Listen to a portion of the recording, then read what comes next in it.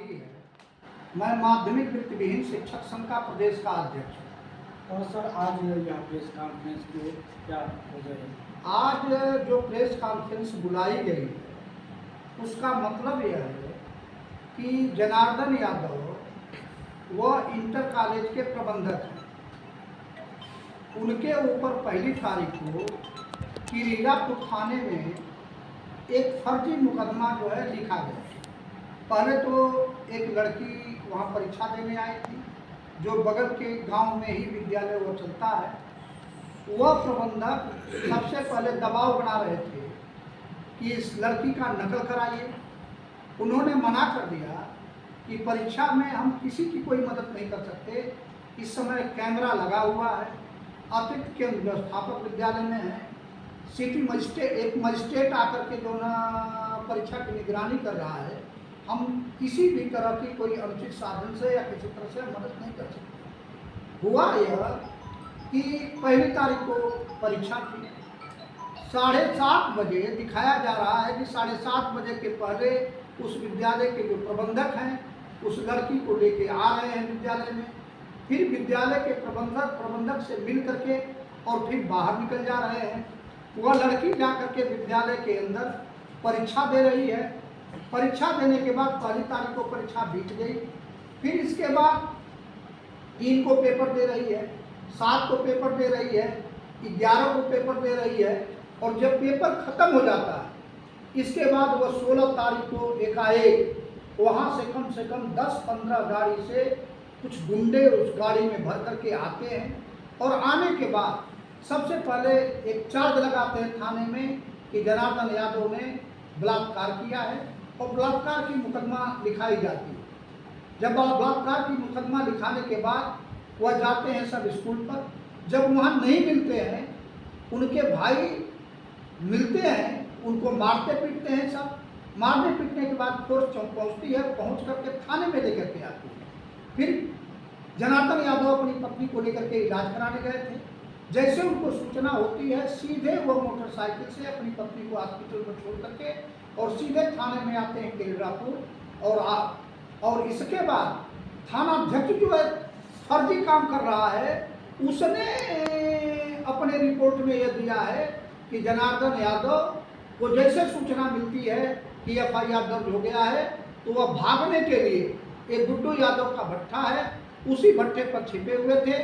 और तब तक सूचना पा करके फोर्स पहुंची मुखबिर से, और जैसे ही वो भागने के फिराक में पकड़ा और पूछा नाम तो पता है कि जनार्दन यादव मेरा नाम है और मेरे ऊपर FIR हो गया, इसलिए फरार होने के लिए मैं जा रहा था, लेकिन तब तक पकड़ में आ गया। जबकि जनार्दन यादव सीधे मोटरसाइकिल से जैसे सूचना मिली थाने के अंदर आए। अब उसमें मामला यह हुआ, पहले बलात्कार का आरोप लगा। इसके बाद CO उनसे पूछता है कि आप बताओ वो लड़की प्रेग्नेंट है। तो जनार्दन यादव कहते हैं कि लड़की प्रेग्नेंट है, मैं तो 10 बरस पहले ही नसबंदी करा चुका हूँ। जैसे ये जानकारी हुई है कि नसबंदी करा चुके हैं, वैसे जो है फिर वो लड़की अपने बयान से मुकर जाती है और मुकर करके कहती है कि नहीं, मेरे साथ बलात्कार नहीं हुआ है, छेड़छाड़ हुआ है। इसके बाद पुलिस कहती है कि चलो मेडिकल कराएंगे। उसने न तो आंतरिक मेडिकल कराने की बात कही, मना कर देती है कि मेरा कोई मेडिकल नहीं होगा, ना आंतरिक होगा ना बाहरी होगा, किसी तरह का कोई मेडिकल नहीं होगा। फिर वह जाकर के मजिस्ट्रेट के सामने बयान करती है और बयान करके यही कहती है कि मेरे साथ छेड़छाड़ हुआ, मेरे साथ कोई बलात्कार नहीं हुआ।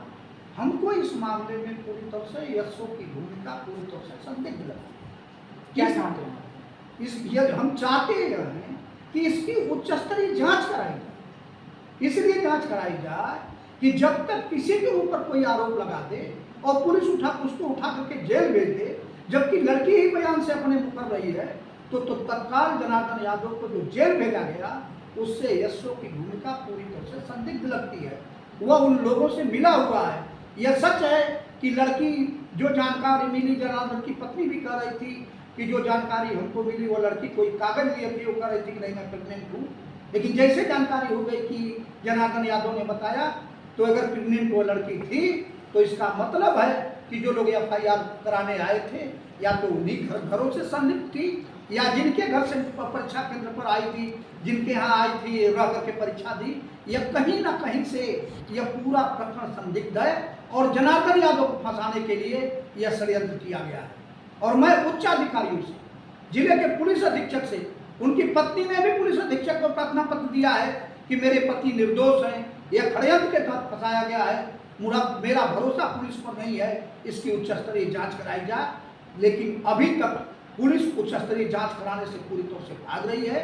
वह जनार्दन यादव को जेल में भेज करके वो अपना इस पर कुछ लोगों का, अराजक तत्वों का यह पूरा दबाव है।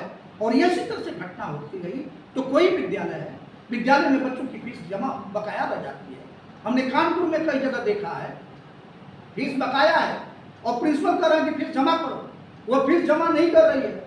और इसके बाद वो आरोप लगाती थी है कि विद्यालय के प्रिंसिपल ने हमारे साथ छेड़छाड़ किया। कई जगह इस तरह की घटनाएं आती है कि विद्यालय के प्रबंधक ने छेड़छाड़ किया। तो ऐसी परिस्थिति में इस माहौल में विद्यालय चलेगा कैसे? क्योंकि बच्चों को आना है, गार्जियनों को आना है, महिला भी आएगी, पुरुष भी आएगा, इसके बावजूद भी इस तरह के आरोप लगेंगे और बगैर किसी की जांच किए जेल भेजा जाएगा। इसकी तो जितनी निंदा की जाए वह कम है। तो अगर मैं आगे इस पर कोई सुनवाई नहीं होती है तो शिक्षा विभाग क्या करेगा इस पर? हम इसीलिए जिले में भ्रमण कर रहे हैं कि हम इस जिले के प्रिंसिपल, प्रबंधक और सामाजिक लोगों को इकट्ठा करेंगे और चल करके एसपी से मिलेंगे कि सबसे पहले आप जो है जो जांच जो थानाध्यक्ष किरीरापुर कर रहा है वह पूरी तौर से उन अराजक तत्वों से मिला हुआ है और षड्यंत्र के तहत यह पूरी तौर से जनार्दन यादव से को बर्बाद करने पर तुला हुआ है। अब बयान ले लीजिए।